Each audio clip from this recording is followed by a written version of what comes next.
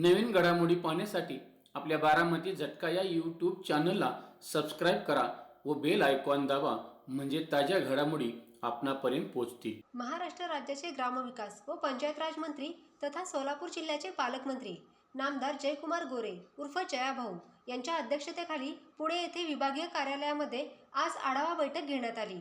यावेळी ग्रामविकास व पंचायत राज विभागाचे प्रधान सचिव एकनाथ डवले, विभागीय आयुक्त डॉक्टर चंद्रकांत फुलकुंडवार, अप्पर आयुक्त कविता द्विवेदी, पुणे जिल्हा परिषदेचे मुख्य कार्यकारी अधिकारी गजानन पाटील, सातारा जिल्हा परिषदेचे मुख्य कार्यकारी अधिकारी याश्नी नागराजन, सांगली जिल्हा परिषदेचे मुख्य कार्यकारी अधिकारी तृप्ती घोडमिसे, कोल्हापूर जिल्हा परिषदेचे मुख्य कार्यकारी अधिकारी एस कार्तिकेयन, यशदाचे उपमहासंचालक मल्लीनाथ कलचेट्टी, राज्य व्यवस्थापन कक्ष ग्रामीण गृहनिर्माण प्रकल्पाचे संचालक डॉक्टर राजाराम दिघे, महाराष्ट्र ग्रामीण जीवनज्योती अभियानाचे मुख्य कार्यकारी अधिकारी निलेश सागर, राष्ट्रीय ग्राम स्वराज अभियानाचे संचालक सुभाष इंगळे, पेसा योजनेचे राज्याचे संचालक शेखर सावंत, सचिव श्री कवठेकर, ग्रामविकास विभागाचे उपसचिव सुभाष इंगळे, उपायुक्त विकास विजय मुळीक आदींसह पुणे विभागातील सर्व अधिकारी उपस्थित होते।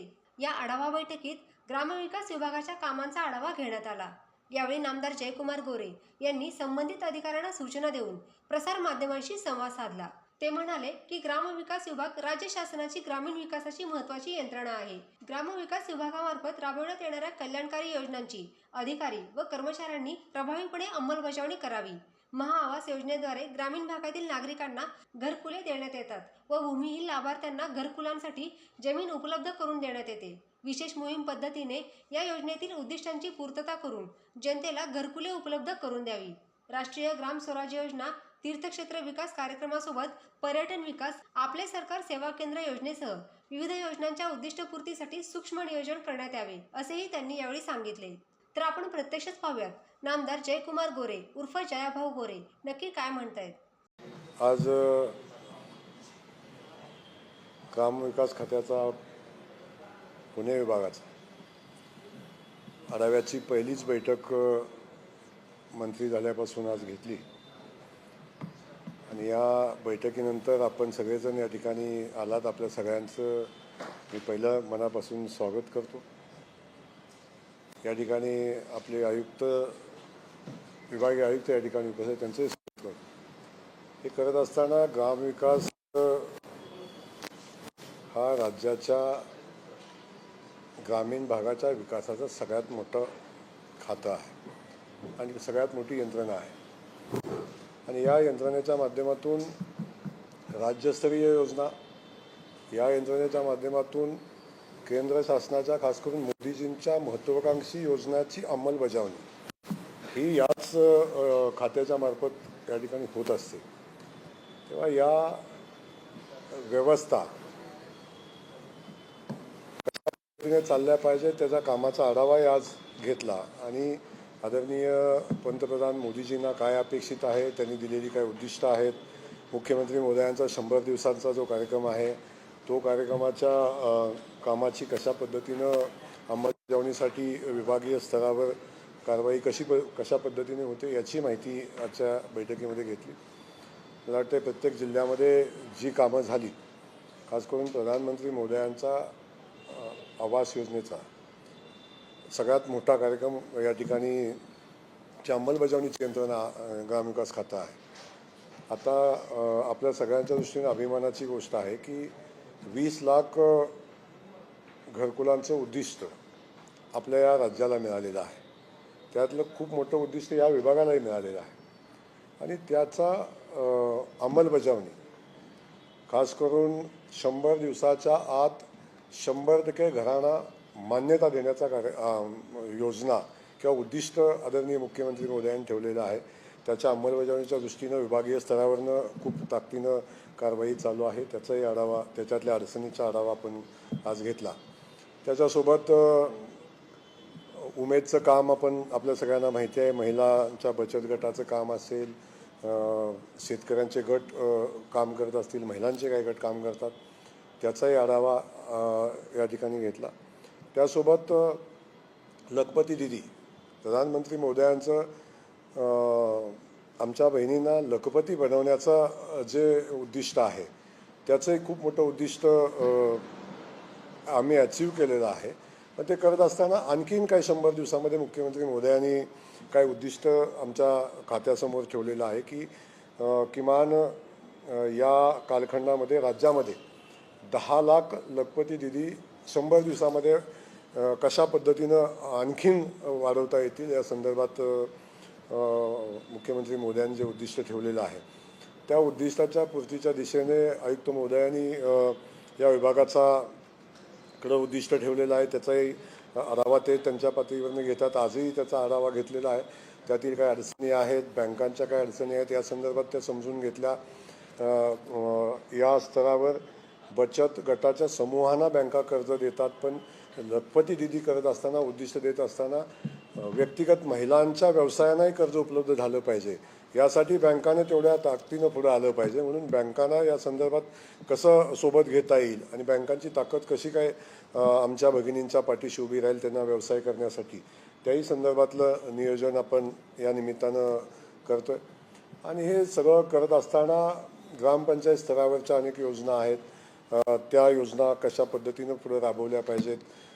15वा वित्त आयोग ग्रामपंचायतीला येतो, तो त्याचा आराखडा तयार होतो. तो आराखडा तयार करून 31 जानेवारीच्या आत तो केंद्र सरकारला सबमिट करायला लागतो आणि मग ग्रामपंचायतीला ते अनुदान प्राप्त होतं. त्याच्याही संदर्भातला आढावा घेतलेला आहे आणि ते वेळेत कामं पूर्ण करण्यासंदर्भातली भूमिका या खात्यानं किंवा अधिकाऱ्याने तातडीने घ्यावी अशा सूचना आयुक्त महोदय असेल आम्ही आमच्या स्तरावर दिलेल्या आहेत.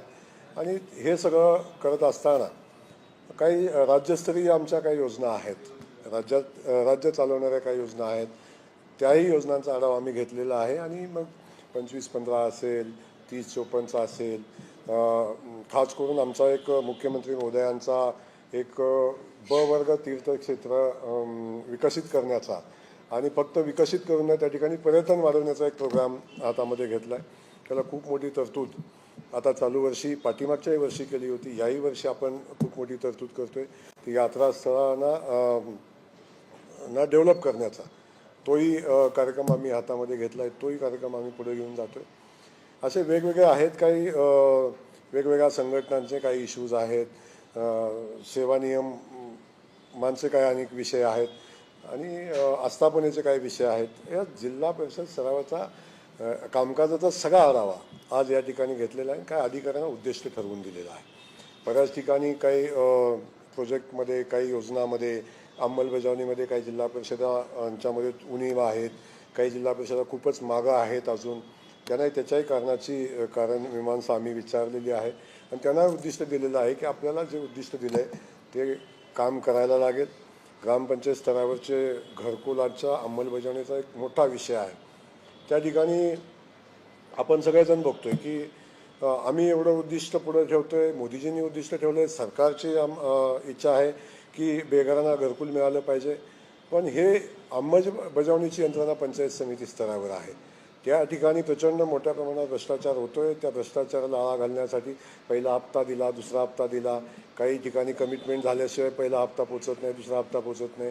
या वेळी आम्ही पहिल्यांदा निर्णय घेतलेला आहे की पंचायत समितीच्या दर्शनी बाजूला कुठल्याही किमतीवर घरकुलाच्या कुठल्याही हप्त्याला वेगळे पैसे द्यायची आवश्यकता नाही, असा दर्शनी बाजूला बोर्ड लावण्याचा निर्णय आम्ही घेतलेला आहे. त्याच्यामध्ये मी माझा स्वतःचा नंबर ठेवतोय. अधिकाऱ्यांचा तर अधिकारी स्तरावर ठेवतोयच आम्ही, पण मी माझा स्वतःचा नंबर ठेवतोय. जरी कुणी पैशाची मागणी केली तर कुठल्याही किमतीवर त्या अधिकाऱ्याला आम्ही सोडणार नाही. कारण घरकुल खूप गरीब लोकांना आपण देतो. अशा लोकांच्याकडून जर व्यवस्था काही पैसे घ्यायचा प्रयत्न करत असेल आणि ते होते, त्याला 100% पायबंद घालण्याचा निर्णय आम्ही आज घेतलेला आहे. काही ठिकाणी रुटीनची घरकुल होतात, हा वेगळा विषय आहे. परंतु अनेक ठिकाणी अशी लोक आहेत की त्यांना घरकुल बांधण्यासाठी जमीन नाही. त्या संदर्भात शासन स्तरावर काही निर्णय घेतोय आपण. शासन स्तरावरनं पंडित दीनदयाळजीच्या नावे एक जमीन खरेदी करण्यासाठी पैसे देण्याची, अर्थसहाय्य देण्याची एक योजना आपण उपलब्ध करून दिलेली आहे. त्याची तरतूद चालू वर्षी आम्ही वाढवतोय. आणि ज्यांना जमीनच नाही आहे, ज्यांना जागा नाही आहे, अशांसाठी शासन स्तरानं काही धोरण राबवलेलं आहे, पण त्याची अंमलबजावणी जेवढ्या वेगानं व्हायला पाहिजे, जेवढ्या ताकदीनं व्हायला पाहिजे, ती अंमलबजावणी होताना दिसत नाही आहे. मग त्याही संदर्भातला जो विषय आहे तो अंमलबजावणी संदर्भात सूचना दिल्या आणि आम्ही उद्दिष्ट देणार आहे काय होतं की बऱ्याचदा घरकुलांचा सर्वे करतो आपण, पण हा सर्वे करत असताना ज्यांना घर नाही ते सर्वेतच येत नाही. यावेळी आम्ही सक्त ताकीद दिलेली आहे. आता पुन्हा घरकुलांचा सर्वे करण्यासाठी लाभार्थींचा सर्वे करण्याच्या सूचना आता दिलेल्या आहेत.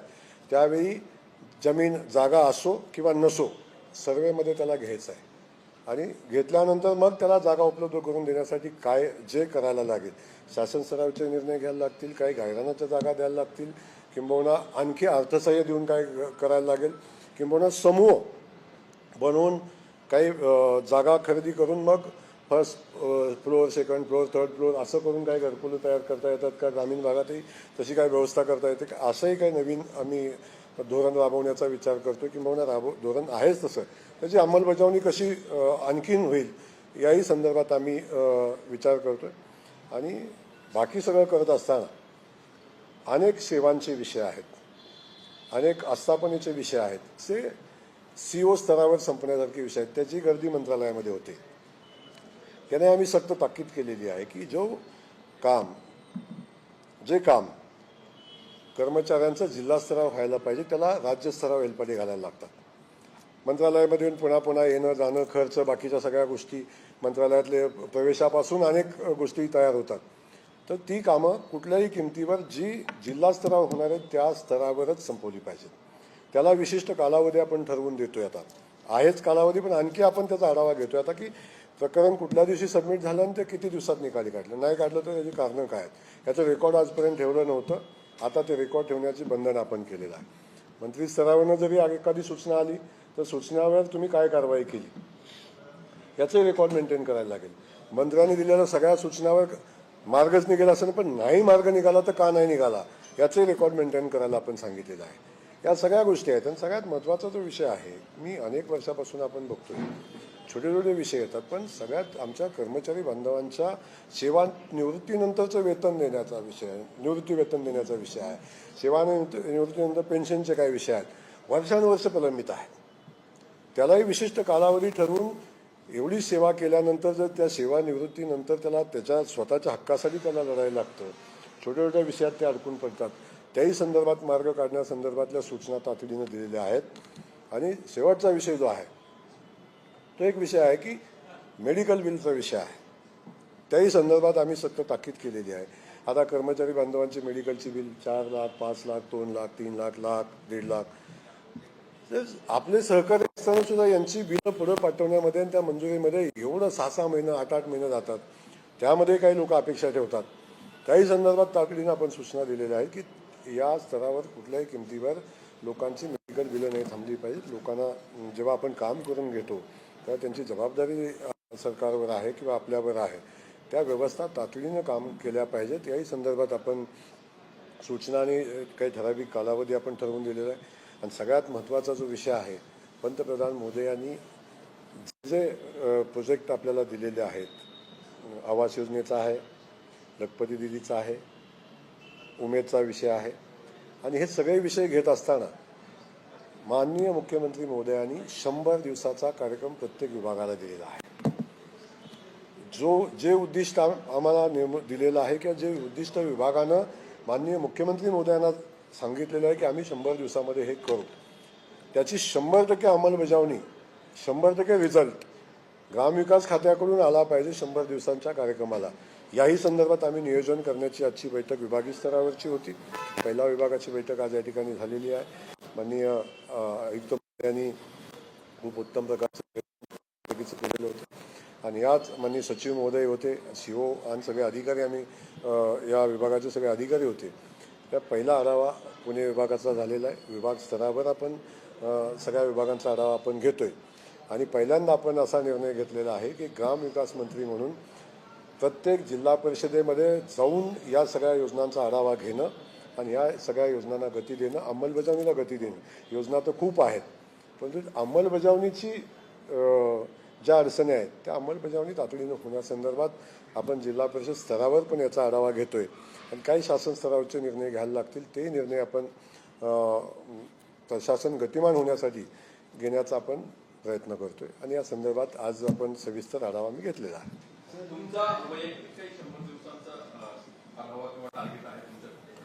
आता मुळात तर 100 दिवसाचा माननीय मुख्यमंत्री महोदयांनी ठरवून दिलेला 100 दिवसांचा एक कार्यक्रम आहे. 100 दिवसामध्ये माझं टार्गेट आहे की एक ग्रामविकास खातं हे ग्रामीण विकासाचं सगळ्यात मोठं द्वार आहे. ग्रामीण विकासाचा ग्रामीण विकास करायचा असेल तर ग्रामविकास खात्याची सगळ्यात मोठी जबाबदारी आहे. आणि ही जबाबदारी घेत असताना मूळ काही कल्पना आम्ही पुढे घेऊन येतोय. 100 दिवसाचा म्हणण्यापेक्षा माझा व्यक्तिगत आम्ही काय घेतोय ती योजना आम्ही पुढे घेऊन येऊच तुमच्याकडे. पण मूळ मी मंत्री म्हणून जेव्हा कार्यभार हातामध्ये घेतलेला आहे तेव्हा आपण कुठल्याही खात्यासंदर्भात काही मत व्यक्त करत असताना, कुठल्याही खात्यासंदर्भात आपण काही योजना तयार करत असताना मुळात या खातं समजून घेणं, खात्याच्या अडचणी समजून घेणं आणि आपण या खात्यामध्ये आणखीन काय करू शकतो याचा अभ्यास करणं, मला वाटतं हे काम पहिल्या तातडीनं होणं अपेक्षित आहे. त्या दृष्टीनं आम्ही मंत्रालय स्तराचा आमचा आढावा किंवा विभागीय स्तरावर आता आढावा चालू केला, पण मंत्रालयीन स्तराचा आढावा आमचा संपलेला आहे. बऱ्याच योजना किंवा अंमलबजावणीच्या आणखीन काही गोष्टी आहेत या संदर्भात आपण माहिती घेतोय. आता विभागीय स्तरावर आढावा घेऊन मी जिल्हा परिषद स्तरावर जाऊन या योजना कशा पुढे जातील याचा आढावा आपण घेऊ आणि नंतर ग्रामविकास खात्याचा काम काय असेल किंवा ग्रामविकास खातं कुठल्या योजना घेऊन पुढे जाईल आणखी नव्यानं या संदर्भात नक्की आपणाशी बोलेल. काय नाही, आज जो एक विभागाचा आढावा आला, राज्य स्तरावरचा आढावा, जो विभाग स्तरावरचा जो आढावा आम्ही घेतला ती संख्या खूप नगण्य होती माझ्या हिशोबाने. 500, 700, 400, 800, 150, 200. पण ही बाब गंभीर आहे. माझ्या माहितीप्रमाणे हजारो लाभार्थी असे आहेत की जमीन नाही म्हणून त्यांना घर आपण देऊ शकलो नाही आहे. त्या संदर्भात मी तातडीनं सूचना दिलेल्या आहेत. आता नव्यानं घरकुलांचा सर्वे करण्याचे आदेश आता पारित झालेले आहेत. त्यामध्ये जागा जमीन असो किंवा नसो त्याला त्या सर्वेमध्ये घेण्याच्या सूचना आपण दिलेल्या आहेत. आणि जमीन नसेल त्या लोकांना घरासाठी आपण जमीन उपलब्ध करून देऊ किंवा शासनाच्या अन्य योजनांमधून काही निधी उपलब्ध करून देऊन आपण त्या लोकांना घरकुल देण्यासंदर्भात आपण निर्णय घेऊ.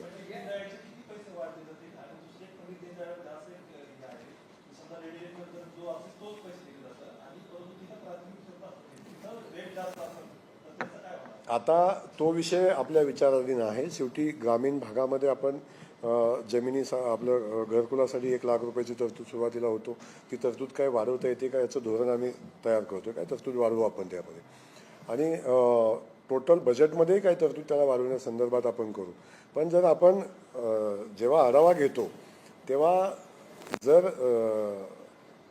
किती लोकांना जमीन आवश्यक आहे याचा आढावा जर प्रॉपर झाला नाही तर आपण ही योजना पुढे घेऊन जाऊ शकत नाही. त्यामुळे पहिला विषय आहे की आता त्याचा आढावा घेणं आणि मग त्यांना घरकुल उपलब्ध करून देण्यासाठी काय करणं हा विषय सेकंड आहे.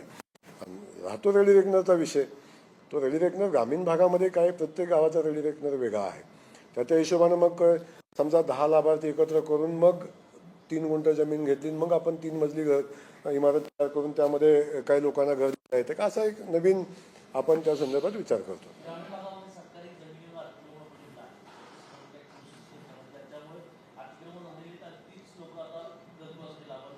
नाही, आता आपण ग्रामीण भागाचा तो खूप मोठा विषय आहे की ग्रामीण भागामध्ये काही गावठाणामध्ये अतिक्रमण झालेलं आहे आणि काही गायरानामध्ये अतिक्रमण झालेलं आहे. पण आता 10-10, 20-20, 30-30, 40-40 वर्षाची घरं आहेत लोकांची आणि ते घरं आता अतिक्रमण झाले म्हणून काढणं कोर्टाचे आदेश आहेत. त्या संदर्भात शासन स्तरावर काही निर्णय अपेक्षित आहे. त्यावेळेस शासन विचार करते. शेवटी 30 वर्ष एखादं कुटुंब त्या जागेमध्ये राहते. आपण तातडीनं घर काढून टाकावं. आता मोठी घरं आहेत, 10, 20, 50, 40 लाखाची घरं आहेत. त्या संदर्भात शासन स्तरावर निर्णय प्रलंबित आहे. शासन पॉझिटिव्हली काही निर्णय घ्यायचे आहेत शासनाला. परंतु यामध्ये कोर्टाला च्या निर्णयाचा विचार करून किंवा कोर्टाला च्या समोर जाऊन काही निर्णय घ्यायला लागतील त्यावेळेस शासन स्तरावरती निर्णय होतील.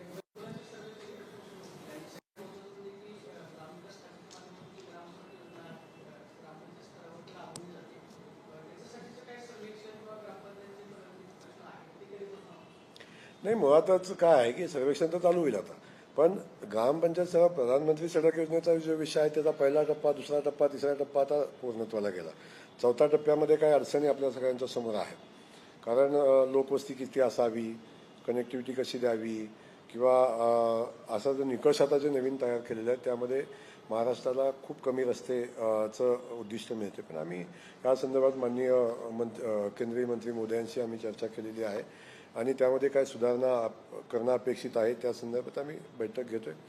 पण खूप मोठं काम प्रधानमंत्री सडक योजनेतनं या महाराष्ट्रामध्ये झालेलं पण आहे आणि खूप क्वालिटी सडक झालेली आहे. याच्यामध्ये काय झालं की 2000 साली हा प्रोग्राम आला, पण 2000 साली आलेला प्रोग्राम झालेला 1000 पासून रस्त्याचं काम चालू झालं. आज आता 2024 आहे, तेव्हा त्यावेळी तयार झालेले काही रस्ते आहेत त्याचा सरफेस खराब झालेला आहे. आता नव्यानं जेव्हा प्रोग्राम घेत असताना त्याच्यासाठी काही तरतूद केंद्र सरकारकडून होते का? म्हणजे केंद्राचं म्हणणं असतं की आम्ही आता रोड करून तयार दिलेला आहे, आता राज्यानं त्याचं दायित्व घ्यावं, हा विषय आहे. पण काही केंद्र सरकारकडून आणखी काय त्याच्यासाठी तरतूद होते का याचा विचार चालू आहे.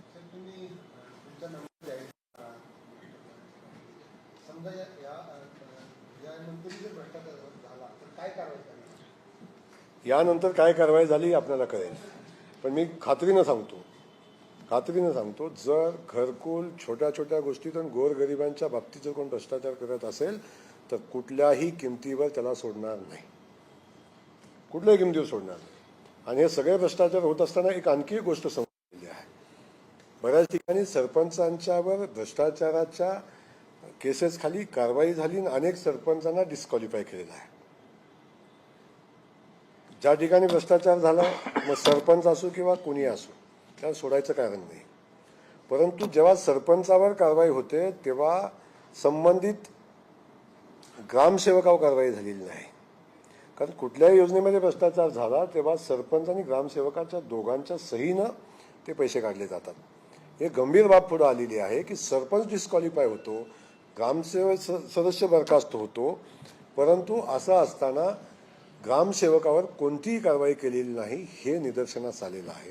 जेव्हा मी आता मंत्रालयामध्ये काही केसेस चालवतो तेव्हाही माझ्या निदर्शनास आले. आता इथून पुढं कुठल्याही किमतीवर असं घडणार नाही.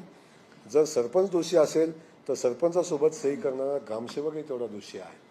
त्यामुळे दोन्ही यंत्रणा दोषी आहेत. या संदर्भात दोघांच्यावर कारवाई झाली पाहिजे अशाही काही गोष्टी पुढे आलेल्या आहेत. पण शेवटी कारवाई करणं आणि कुणाच्या सर्व्हिसवर याच्यावर जाणं किंवा कुणाच्या निवडून दिलेल्या लोकप्रतिनिधीवर कारवाई करून खूप मोठं साध्य होतं असं नाही. ही व्यवस्था सुधारली पाहिजे याच्यासाठी आपल्याला प्रयत्न करायला लागतो. सोलापूरचं पालकमंत्री तुम्हाला मिळालेलं आहे, तिथे चर्चा अशी की मोहिते पाटलांना चेकमेट देण्यासाठी तुम्हाला ती संधी मिळाली. आता हे आजच्या आढावा बैठकीचा विषय आहे का? पॉलिटिकल क्वेश्चन असा आहे की मला भाग्यवान समजतो की माझ्यासारखा एक शेतकऱ्याच्या कुटुंबातला सर्वसामान्य कुटुंबातला कुठलाही राजकीय पार्श्वभूमी नसणारा एक कार्यकर्ता राजकारणामध्ये येतो, 4थ्या वेळी आमदार होतो आणि आमदार होत असताना आज राज्याच्या ग्रामविकास खात्याची जबाबदारी माझ्यावर येते. आणि ही जबाबदारी माझ्यावर येत असताना माझ्यावर पालकमंत्री म्हणून जी जबाबदारी मिळालेली आहे ती सोलापूरची मिळालेली आहे. आणि आपल्या सगळ्यांना माहिती आहे, आपल्या सगळ्यांचं श्रद्धास्थान, आपल्या सगळ्यांचा अभिमान, आपल्या सगळ्यांचं आस्थास्थान असणारं विठुरायाची नगरी या सोलापूर जिल्ह्यामध्ये आहे. आणि या पालखीचं नियोजन, पालखी सोहळा, विठ्ठलाच्या देवस्थानचा विकास, अक्कलकोट असेल, आपलं पंढरपूर असेल, किंबहुना उस्मानाबाद लागून येतं, तुळजाभवानीचं ते लागून येतं. पण हे सगळ्या या भूमीचा पालकमंत्री म्हणून काम करण्याची संधी मिळणं हे माझ्यासाठी भाग्याचं आहे. आणि मी नक्की सांगेन की ही जबाबदारी माझ्यावर आलेली आहे, ती जबाबदारी इमाने इतबारे पार पाडेन. कुणाला साठी किंबहुना कुणाच्या बंदोबस्तासाठी माझी निवड झाली याच्यापेक्षा या भागाचा सेवा करण्यासाठी माझी निवड झालेली आहे. आणि जे चांगलं काम करतायत त्यांच्या पाठीशी पक्षाच्या पलीकडे राहून राहीन. आणि जे चुकीचं काम करतायत, जे चुकीचं चाललंय ते थांबवण्याचा पक्षाच्या पलीकडे जाऊन प्रयत्न करेन. त्यामुळं बिलकुल चिंता करू नका, सगळ्या गोष्टी व्यवस्थित होतील. पालकमंत्री पदावरून महायुतीत नाराजी निर्माण झाली, 2 पालकमंत्री पद रद्द देखील केलेली आहेत. सरकारची महायुतीची नामुष्की वाटते. अरे बाबा, पालकमंत्री पद रद्द नाही केली, स्थगिती दिलेली आहे. ती पण मला ऑथोराईज माहिती नाही. पण आपल्याला एक सांगतो की सरकार आपण चालवतो, 3 पक्षाचं सरकार आहे. ते चालवत असताना आपण कुटुंबात एका स्वतःचं कुटुंब चालवताना कुटुंबामध्ये खूप अडचणी असतात. एवढं मोठं सरकार आपण चालवतो तेव्हा या छोट्या मोठ्या गोष्टी होत राहतात आणि नाराजी बाकी या सगळ्या गोष्टी होत राहतात. याच्याकडे जास्त न लक्ष देता आपण सरकारच्या कामाविषयक बाबीवर जास्त लक्ष द्यावं.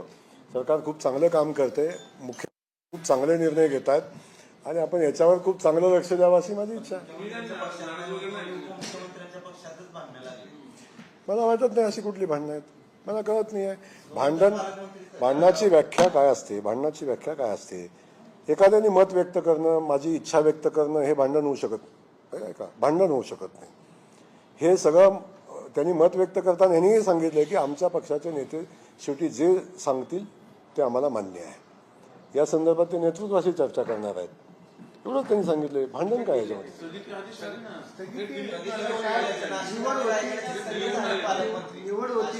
आता तुम्ही एक सांगतो मी, आपण आढाव्याची बैठक आपली झालेली आहे, त्या संदर्भात मी माहिती आपल्याला दिलेली आहे आणि ज्या गोष्टीचा आढावा मी घेऊ शकत नाही ते उत्तर तुम्ही मला विचारताय.